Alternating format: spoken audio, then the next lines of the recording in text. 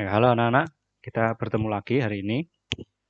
Hari ini kita akan membahas materi akuntansi ya. Kalau biasanya kita belajar IPS, hari ini kita mulai belajar tentang akuntansi.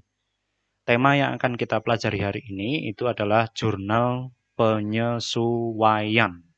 Nah, Mas, kalau dari kata-katanya ya, jurnal penyesuaian ada jurnalnya ya. Masih ingat dulu waktu kita pernah belajar jurnal umum? Nah, nanti ada hubungannya dengan itu ya, karena memang bentuknya dan cara mengerjakannya hampir, mohon maaf, cara kerjanya hampir sama dengan jurnal umum, ya. Nah, mari kita mulai, apa sih sebenarnya jurnal penyesuaian itu dan apa manfaatnya bagi proses akuntansi dalam sebuah perusahaan. Kita lihat dulu ya, anak-anak ya. Yang pertama, ini proses pembuatan jurnal penyesuaian dulu ya, saya jelaskan sedikit. Kita sudah dulu pernah belajar tentang buku besar, ya. Ini buku besar ya. Nah, ini prosesnya dulu kita sudah di sini. Kemudian dari buku besar kita membuat neraca saldo. Masih ingat ya? Itu. Nah, setelah buku besar ada neraca saldo ya. Dari buku besar ini nanti dikumpulkan, disimpulkan dalam neraca saldo. Nah, dari neraca saldo ini nanti ada beberapa eh, akun ya, ada beberapa akun itu yang perlu disesuaikan karena tidak menunjukkan kondisi keuangan ya. Jadi laporan keuangan itu kan isinya akun anak-anak ya, akun dari kekayaan, pendapatan, kemudian biaya atau kondisi keuangan dari sebuah perusahaan. Nah, ketika dalam posisi neraca saldo di sini, ini ada beberapa akun itu yang eh, tidak sesuai ya, tidak sesuai atau tidak menunjukkan pada keadaan yang sebenarnya ya, tetapi bukan karena kekeliruan dari eh, karyawan yang mengerjakan bagian akuntansi itu. Nah, karena itu dibutuhkan yang namanya jurnal penyesuaian. Nah, itu ya. Jadi sedikit tentang proses jurnal penyesuaian. Nanti kalau sudah disesuaikan ya dalam jurnal penyesuaian ya, karena namanya aja penyesuaian, maka nanti akan muncul neraca saldo yang setelah disesuaikan. Ya, kurang lebih seperti itu. Dan disinilah nanti akun-akun yang tadi di sini tidak menunjukkan keadaan yang sebenarnya nanti akan sudah menunjukkan sesuai dengan kondisi yang sebenarnya di sini. Nah, itu adalah manfaat atau kegunaan dari jurnal penyesuaian. Nah, saya akan beri contoh sedikit ya, misalnya bagaimana pemakaian atau fungsi dari jurnal penyesuaian itu. Misalnya begini, pada awal berdiri perusahaan PT Satu Suara itu membeli laptop ya nilai 10 juta rupiah ya, sebuah laptop. Ketika dibeli awal ya baru dibuka segelnya, itu nilainya adalah 10 juta ya. Nilainya 10 juta. Nah, kemudian pertanyaan kedua, ketika tahun kedua berjalan, berapa nilai laptop seharusnya?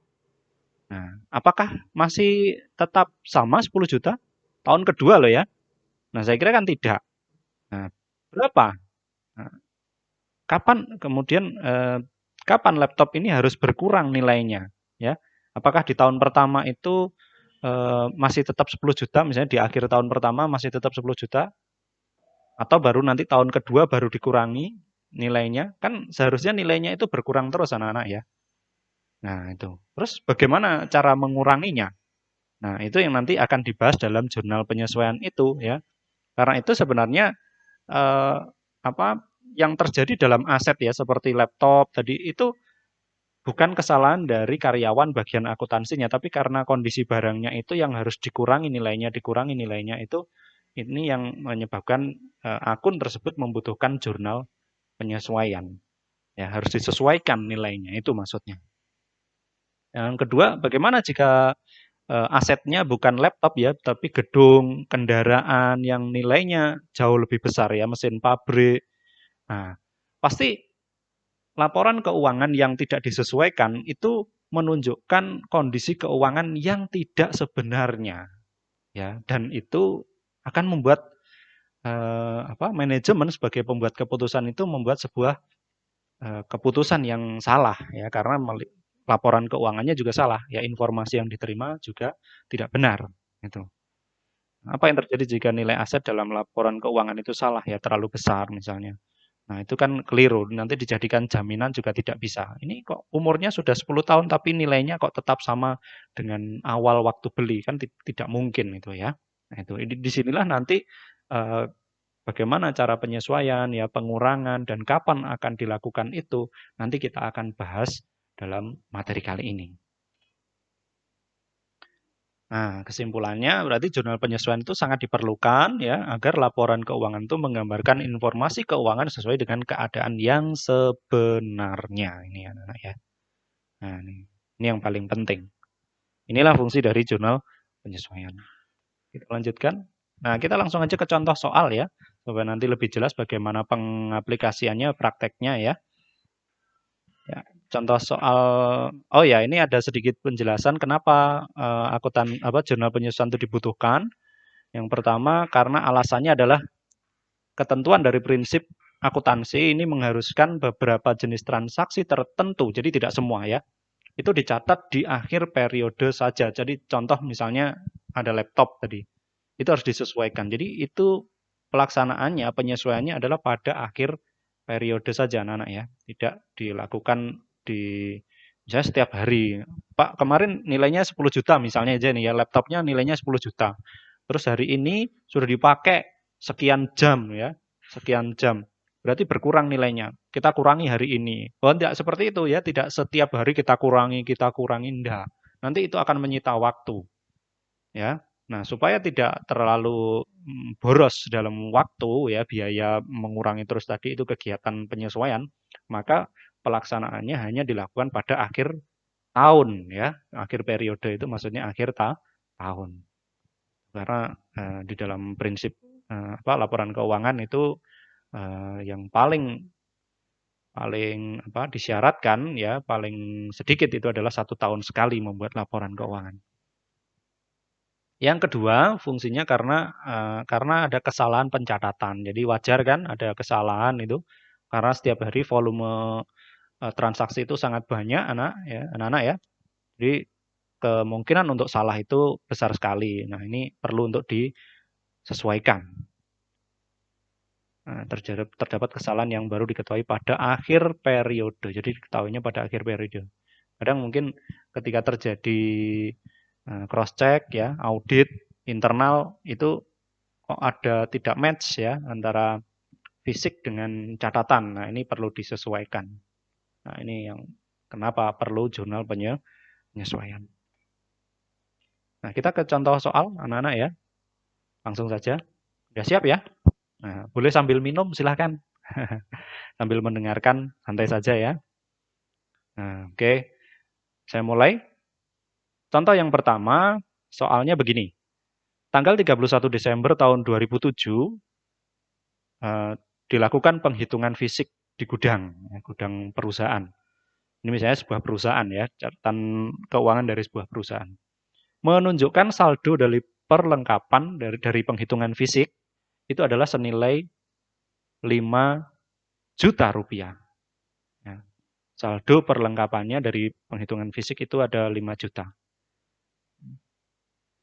Perlengkapan anak-anak ya. Contoh perlengkapan apa? Perlengkapan itu yang bisa habis ya, seperti kertas, alat tulis, ya tisu, kemudian sabun ya.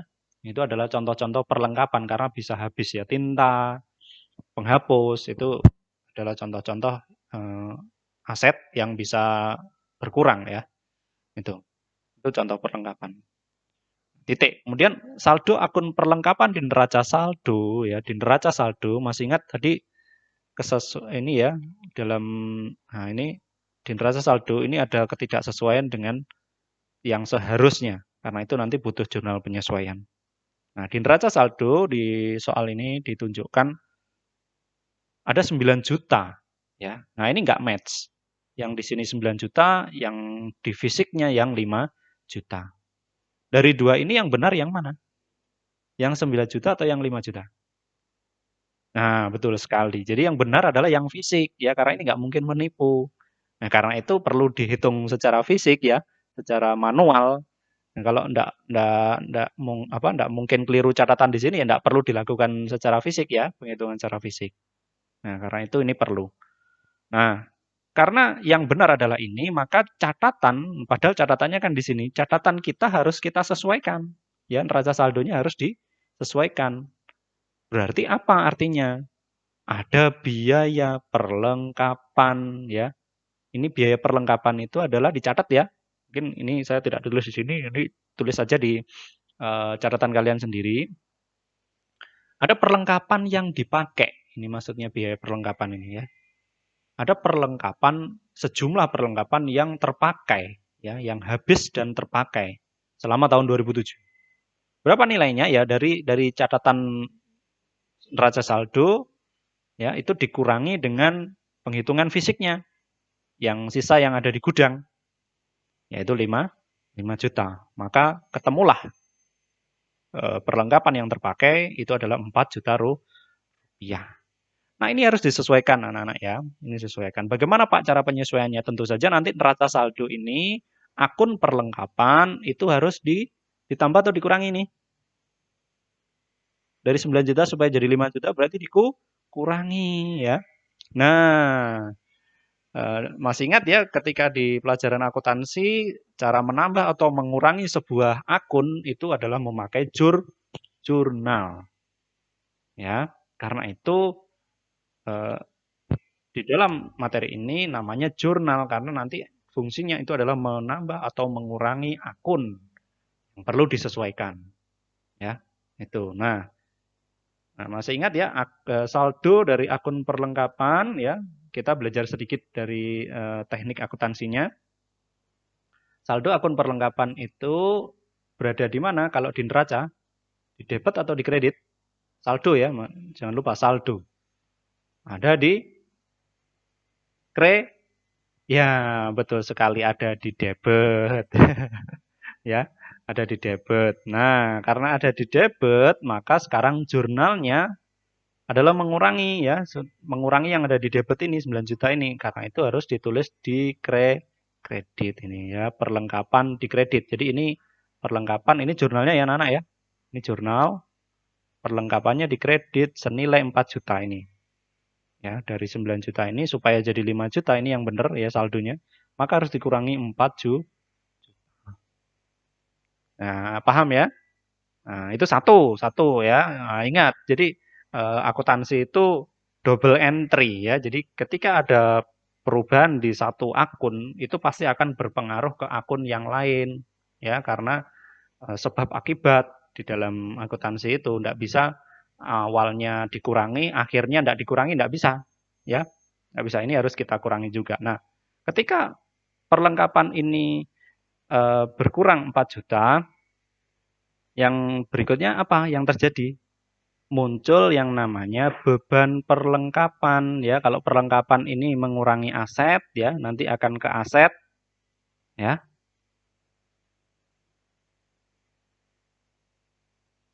Jadi nah, nanti akan ke aset ini, perlengkapan ini. Beban perlengkapan ini akan mengurangi modal ya. Masih ingat ya, jadi kalau aset itu di kiri di sebelah debit, modal itu di kredit ya. Nah, kalau di sini ada perubahan, kemungkinan di kredit juga harus ada perubahan supaya seimbang nilainya ya. Nah, supaya harta sama dengan utang plus modal. Karena di sini dikurangi ya, harta dikurangi, maka perlengkapannya juga harus modalnya juga harus dikurangi dengan memunculkan akun beban. Nih.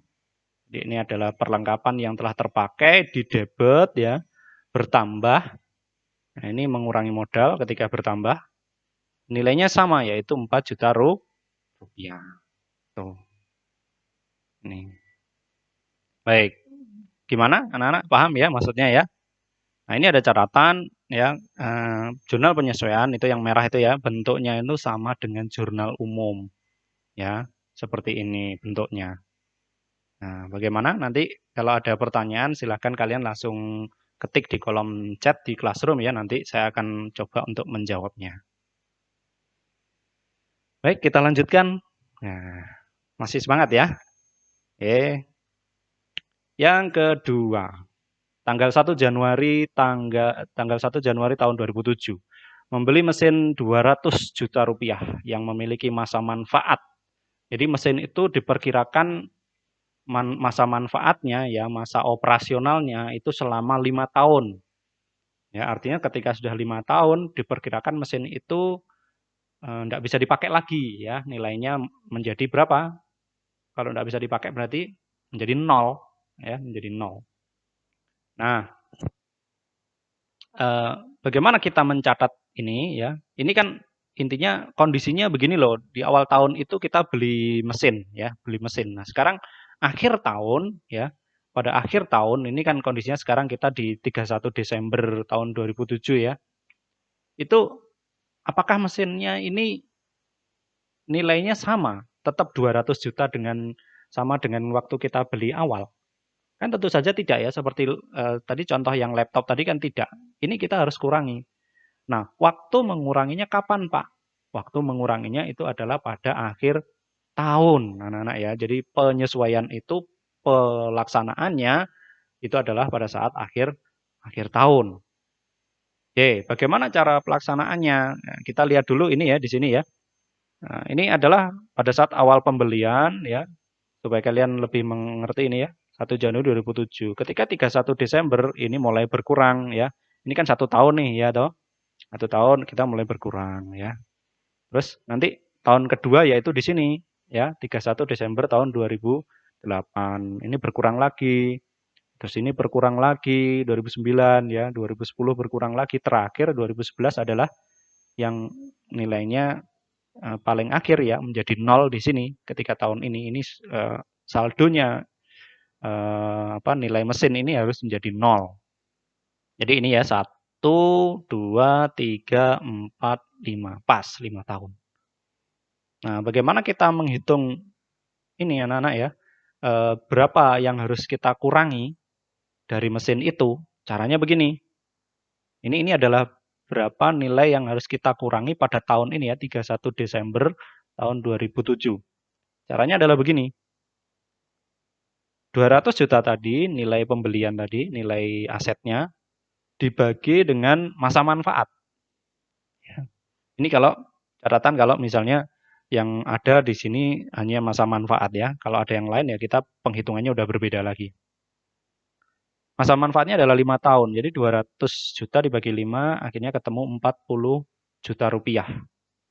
Nah, 40 juta rupiah. Ini adalah nilai yang harus dikurangi dari mesin.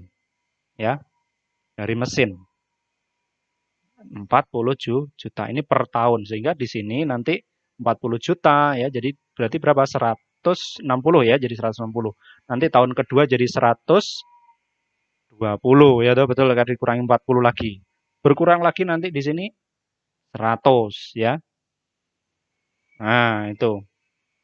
Maaf, tadi seberapa? 120, kemudian di sini 80 juta. Kemudian berkurang lagi gitu. Sampai di sini menjadi 0 ya, 40 kemudian 0. Nah, begitu. Cara logikanya itu seperti itu. Nah, sekarang bagaimana pembuatan jurnal penyesuaiannya? Oke. Sebelum ke jurnal penyesuaian, saya akan jelaskan dulu waktu pembelian. Jurnalnya begini. Ini jurnal reguler ya. Jurnal umum anak-anak ya, tahun 2007 tanggal 1 Januari. Mesin bertambah 100 maaf ini keliru ya. Seharusnya 200 juta ya, saya keliru ini. Mohon maaf nanti diganti.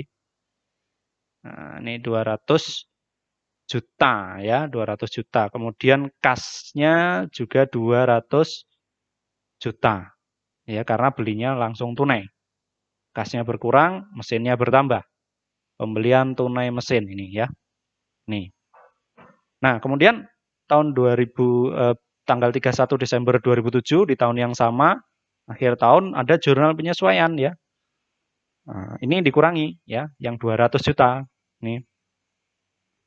Muncul yang namanya beban ya, beban penyusutan mesin. Ya. Beban penyusutan mesin yang benar 40 juta anak-anak ya, nanti diganti ya. Ini 40 juta, mohon maaf ini masih keliru. Jadi beban penyusutan mesinnya ya karena ada pengurangan, maka ini menjadi beban ya. Artinya modalnya pemilik harus kita kurangi ya. Modalnya pemilik harus dikurangi karena ini nanti mesinnya kan nilai manfaatnya habis dipakai. Itu. Jadi modalnya pemilik harus kita kurangi sebesar 40 juta bertambah di debit. Masih ingat ya? Ini. Nah, kemudian akumulasi penyusutan mesin ya. Nah, kenapa kok namanya akumulasi penyusutan mesin? Kok enggak langsung mesinnya di sini dikurangi di kredit, Pak? Nah, ini catatan anak-anak ya. Mesin itu adalah contoh aset yang tidak bergerak ya. Aset tetap. Nah, jenis-jenis aset tetap ini enggak boleh dikurangi secara langsung ya, karena dia secara fisik ya, secara fisik mesin itu tidak berubah ya. Tidak berubah. Misalnya kalau misalnya sudah 1 tahun ya berkurang 40 juta berarti ada yang hilang misalnya ya, besi-besinya itu hilang. Itu enggak begitu ya, tetap utuh. Kondisinya tetap utuh ya. Seperti laptop itu kan kalau 1 tahun ya enggak ada yang berkurang gitu loh ya. Bentuk fisiknya tetap utuh seperti waktu pertama kita beli. Cuma kekuatannya ya, keawetannya itu sedikit demi sedikit itu berkurang. Itu. Nah, karena itu tidak boleh langsung di dalam jurnal itu ini berkurang langsung di kredit, tidak boleh. Nah, tapi kan harus dikurangi karena itu dibuatlah akun yang fungsinya ini ya. Ini fungsinya adalah mengurangi dari nilai aset ini ya, anak-anak ya, nilai aset ini. Jadi diakumulasikan dalam akun ini. Nah, akumulasi penyusutan mesin nilainya 40 juta. Jangan lupa ini adalah 40 juta rupiah kredit. Karena ini mesinnya di debit. Ya, mesin kan aset, ya saldonya di debit. Nah, ini untuk menguranginya di kredit. Nah, keterangannya adalah pencatatan biaya penyusutan. Nah, seperti itu. Nah, ini adalah contoh yang aset tetap. Nah, ya, kalau di perlengkapan tadi dia bisa berkurang yang nomor contoh 1 tadi itu adalah aset yang bisa berkurang ya. Nah, kalau yang aset tetap contoh mesin ini tidak bisa berkurang. Kalau perlengkapan tadi kan boleh langsung perlengkapannya dikredit waktu di jurnal penyesuaian ya, saya tunjukkan sedikit ya. Nah, ini kan langsung perlengkapannya dikredit boleh nih. Bedanya dengan yang aset tetap ini tidak boleh. Mesin ini harus ditulis akumulasi ya. Itu bedanya. Nah, ini adalah contoh yang aset tidak tetap. Selain mesin apa contohnya? Selain yang apa ya aset tetap yang tidak bisa berkurang itu? Contohnya adalah laptop. Tadi itu bisa masuk dalam kategori aset tetap ya. Seperti laptop atau peralatan ya, peralatan. Kemudian gedung, kendaraan ya dan seterusnya. Itu adalah contoh-contoh aset tetap yang nantinya kalian hanya boleh menyusut ya, tidak boleh langsung dikurangi seperti aset lancar yang perlengkapan tadi. Nah, paham ya? Baik, gitu. Nah, ini adalah contoh di buku besarnya ya. Masih ingat tentang buku besar anak-anak? Jadi di mesin ya tidak terjadi pengurangan ya. Ini buku besar yang model T ya. Model T. Jadi ini yang bagian debit ya.